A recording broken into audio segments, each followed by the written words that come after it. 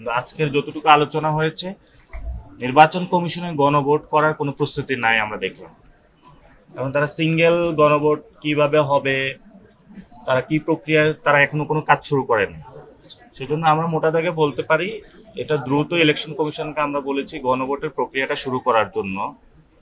এখন পর্যন্ত তাদের কোনো প্রস্তুতি নাই, 1 নাম্বার। 2 নাম্বার জিনিস হলো আমরা ওনাদেরকে বলেছি এখন বিড়াল যদি বাঘের চামড়া পড়ে তাহলে সে কি বাঘ হয়ে যাবে নাকি, অথবা বাঘ যদি বিড়ালের চামড়া পড়ে সে কি বিড়াল হয়ে যাবে নাকি। এই জন্য বলতেছি স্ব জামা এই ইলেকশনে সবাইকে গায়ে দেওয়ার জন্য, এবং অনেকে হলো অন্য দলের জামা গায়ে দেওয়ার জন্য চেষ্টা করতেছে, প্রতীকটা ধার নেওয়ার জন্য চেষ্টা করতেছে। আমরা বলেছি স্বকীয় পরিচয় একটা ব্যবস্থা এসেছে, সবাই আপনারা এটা কাজে লাগাবেন।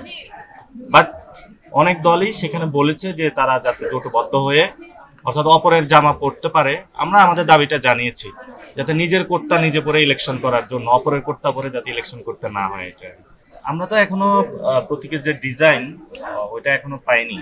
যিনি এটা বলেছে অসত্য তথ্য দিয়েছে। আমাদের যে দলীয় পতাকা, সেই দলীয় পতাকায় আমরা বলেছিলাম আমরা শাপলা ব্যবহার করব, কারণ দলীয় পতাকার আপনার যে বিএনপি অথবা অনেক দলেরই, আওয়ামী লীগের যে লোগো, দলীয় পতাকা একরকম, কিন্তু ইলেকশন যে সিম্বল আমরা এখনো পাইনি। পাইলে তো ওইটাই ব্যবহার করবো, এটা কমিশন যখন দিবে। তো যিনি বলেছে এটা অসত্য তথ্য দিয়েছে।